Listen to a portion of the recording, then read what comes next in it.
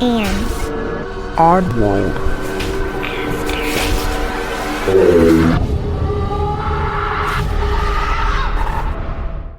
Hey oddballs, I'm your host Jensen, and welcome to episode 80.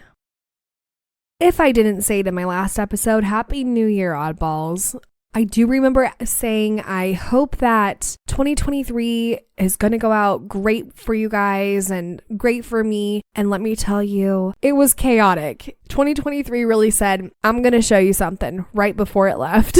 I was sick. My immediate family was sick. People were in the hospital. There were surgeries being done, not because they were sick, just for other reasons. It was chaotic. It was chaotic for a hot minute, and now I feel like it's calmed down. However, it's a blizzard outside, and I asked on my Instagram if you guys prefer the snow or if you prefer your toes in the water, ass in the sand situation. A majority of you guys said you prefer the snow, and I like the snow when I don't have to go anywhere. I think it's really magical and it's very pretty, and it's just like cozy to sit on the couch snuggled up in a blanket watching the snow with a fire. Oh my god, just it's beautiful. But a couple of you reached out to me and said that you've never seen snow before, but you still picked the snow scenario. I thought that was pretty funny. So anyhow, we're gonna move on and we're gonna learn about a mythical creature today. So here we go.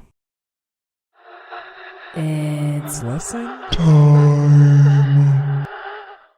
Today's mythical creature is the Cadmean Vixen. Now, let's talk about the mysterious Cadmean Vixen. It stands for illusions and merging opposing forces. Seeing this mythological creature may indicate some indecision holding you back. Break free from doubts and go after what you desire. Embrace change and pursue happiness, even if it seems impractical. So I have actually never heard of the Cadmean fox, which is also the Tiumazine fox. I know I butchered that, especially if you know what I'm talking about. But I've heard about 4 or 5 different pronunciations of this, and I don't know which one is correct. So please let me know which one is correct. But I just thought it was really interesting. This little fox is a mythological creature that was one of the monstrous children of Enchinda and took the form of a gigantic fox and was destined to never be caught. According to a myth, it was sent by a god to punish the city of Thebes for a crime the people had committed. Now, I'm not going to dive too deep into what this creature is, mostly because that's not really what this little segment is about, but I had never heard of it, and I just kind of wanted to give you a little brief description on what I've briefly looked up. So, if you've heard of the Cadmean fox, if you've heard of the Cadmean vixen, let me know in the comments. And I feel like it's a pretty good thing for the new year if you're like the whole new year, new me type of person, because for this mythical creature, it's basically telling you to stop holding back and just do what you need to do. Like, go for it. Go for it. And that's like what the whole new year, new me is kind of all about, at least in my mind. I don't know. Let me know what you think. But we're going to go ahead and move on to stories. This comes from stupid_emo on Reddit.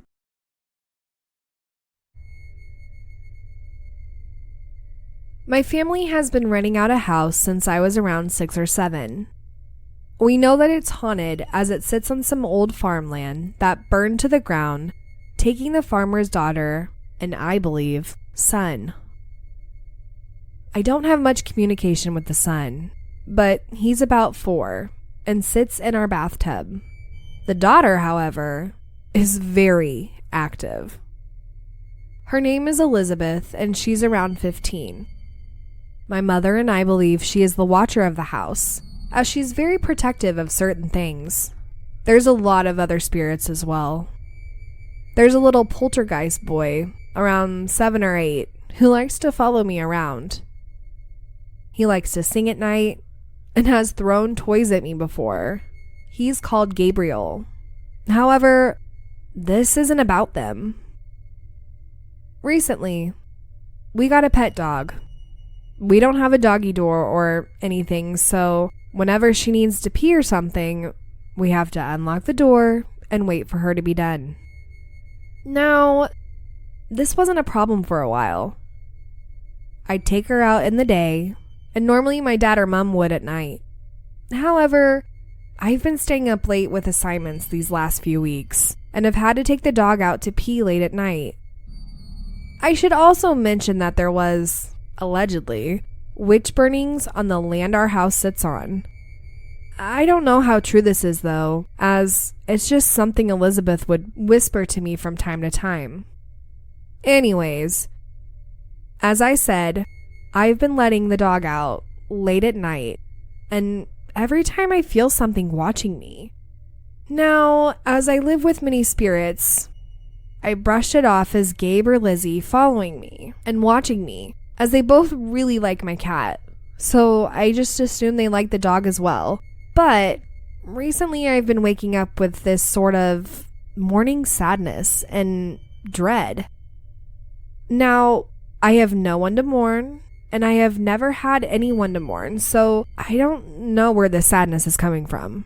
I also don't feel dread often. Normally it's when something bad is coming my way, and even then it's rare for me to feel dread. Last night, I woke up at 3 a.m, practically bawling my eyes out. My dad had gone downstairs for something to drink, and as I knew he was awake, I went downstairs to talk to him. He goes and sits on the couch and turns the TV on while I make some tea. As I was doing so, I could feel whatever had been watching me when I let the dog out again. But this time, I knew it wasn't Gabe or Lizzie, and no one else really goes into the kitchen. I couldn't see Gabe anywhere, and I knew that Lizzie was watching over the new kitten we had, as I had seen her standing near the bed. So I just brushed it off his nerves because of how I'd woken up, until I saw it. Our back door has a frosted window, and I swear on my life, there was this inhumanly tall, stick-like shadow figure standing on the other side, staring. Blankly staring. I rush out and tell my dad, and he watches me panic and break down.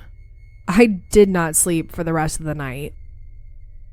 I've been trying to talk to Lizzie or any of the other spirits, but they keep ignoring me. And it's not like they've just disappeared, because I've seen them walk into my room with these sad long faces, and they stare at me while shaking their heads. Not even Gabriel, who is always by my side, talked to me. I had to let the dogs out a little while ago. I didn't. I refused to open the door.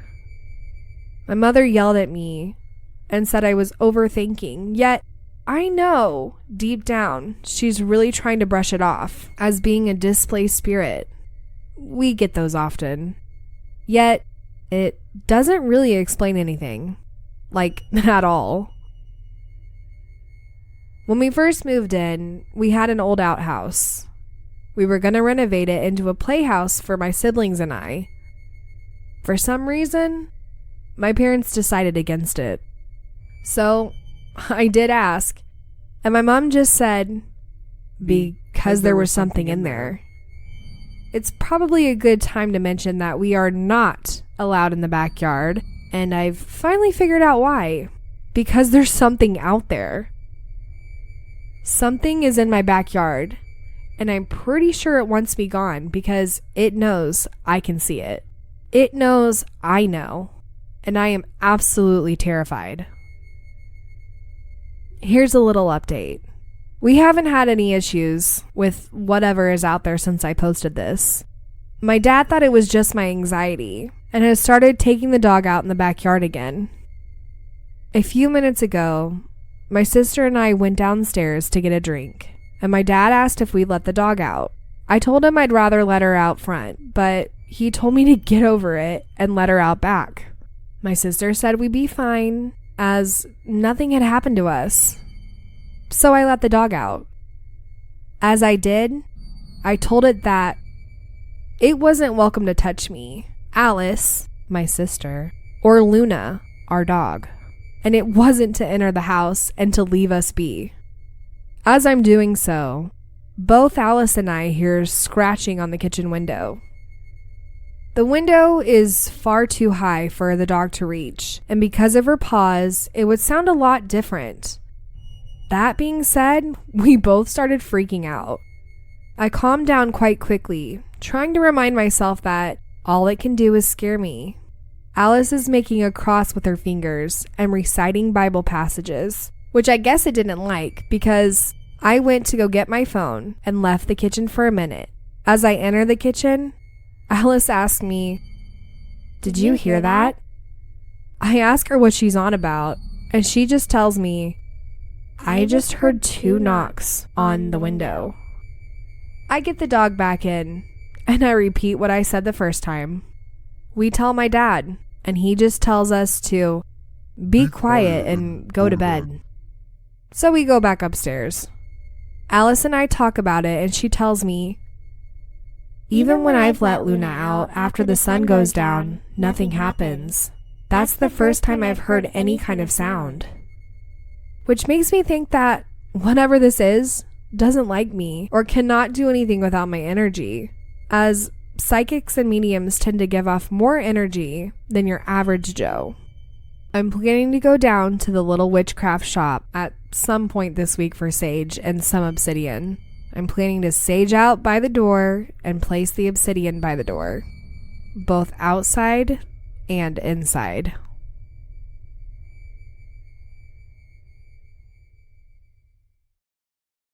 Can we just talk about how this person talks about these other spirits that are in their house as if they are real life people living right now? I'm a little mind blown by that one. I love it. I love the idea of it. It's just a wild thought in my head. When I was first reading this story, all I could think of was, your story is not even about the ghosts that like actually live in your house.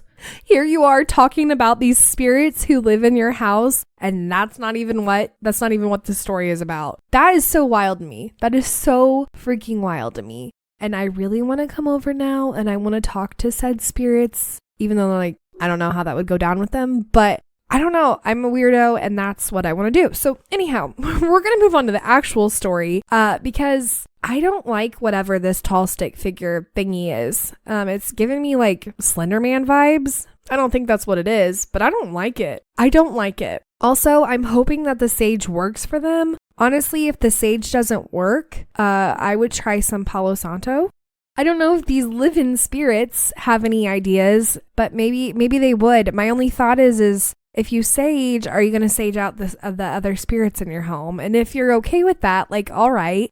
This story is a complicated story because I feel like these spirits who are living in the house are like, they're just chill, you know? Like, I feel bad for them, but they're just chill. And then you have this like not so great thing coming in and literally just like changing their whole mood. That's a wild thought. I don't know. My brain can't wrap around this because it's just so crazy. It's cool. I like it a lot. I'm just going to have to think on it a little bit more because there's so many different pieces and elements happening in this story. And also like the fact that the mom is like, there's something out there when they went to go and change the, oh my God, I almost said porta potty, but outhouse into a playhouse, but they didn't because there's something out there. Well, what the hell is out there? Obviously they found out and I would take the dog out front. Forget that. No. Worst case scenario, have somebody come and bless the house. I don't know who. It doesn't necessarily have to be a priest because I know there are thousands of other religions out there, but someone who can bless and are good with spirits. If you have any idea, please let me know and comment below. And we're going to move on to the next story. This comes from an anonymous writer. My cat has been dead for 5 years. Sometimes when I sleep, my cat visits me. I know it's my cat because she always does this thing where she'll headbutt my chin and bury her head into my neck. This morning, she woke me up by doing just that. I opened my eyes and saw a clear, fuzzy figure above my face, and I had felt her. While she was dancing on my chest, she made me move my neck to the left side of me. I saw a figure holding a scythe. He was cloaked and his face wasn't clear at all. It was standing there, watching me. I didn't feel scared or any type of worry because I knew my cat was there. As I was looking at this figure, I saw it disappear, but its cloak looked like black towels falling on the floor. It went away, and thinking I was crazy, I went back to sleep, enjoying the sound of my cat purring in my ear again. I think I saw the Grim Reaper, but who knows? I looked at people who may have had similar stories to mine, and we have all seen the same dark figure. I just need some explanation. Okay, so here's another story that I just can't wrap my head around. We go from like really creepy ghost stories to like ghosts living in the house. Like this cat has passed away and is still coming back and like hanging out with their owner and purring as if they're like actually there. These two stories are identical in different ways, and it blows my mind. My mind is just blown with this episode, and I am so sorry. You're probably just like, shut up. But like, I hope you're mind blown too, because it's freaking, it's weird and it's wild, and it's weird, but it's not weird like, ew, gross. It's like weird like, wow, that's crazy. I don't know, guys, but I think this person saw the Grim Reaper. I really do. I mean, I don't know what your thoughts are, but my thoughts are they saw the Grim Reaper, and maybe, hopefully, they're not coming for this person. And that sounds really mean, because the Grim Reaper really is just the spirit who just crosses you over. Like they're not the one to come and take you. They're there to help you cross over, you know, like the Grim Reaper really gets a bad rap if you ask me, but maybe they were there for the cat. Maybe the Grim Reaper was there like, yo, cat, come on, we gotta go. It's time to go. I mean, maybe that's all it was. What are your guys' thoughts? My thoughts are just all over the place right now because my brain is so overwhelmed by the fact that these two stories have spirits in them that are just living in the house and people are seeing them. This was a great episode. This was a great episode, and I'm going to shut up because my brain can't handle it. It's so much right now. It's so crazy. I love it. If you guys have any stories like either of these today, let me know, or any paranormal story in general, message me wherever you can find me. And I hope you enjoyed today's episode. And well, it's an odd world after all. Oddballs, go follow us on It's an Odd World After All podcast on Instagram and Facebook. Also, give us a 5-star review on Apple Podcasts. If you have a story you would like to share, email us at it'sanoddworldafterall@gmail.com or message us on one of our social platforms. Don't forget to share us with your family and friends. And check out our website, it'sanoddworldafterall.com.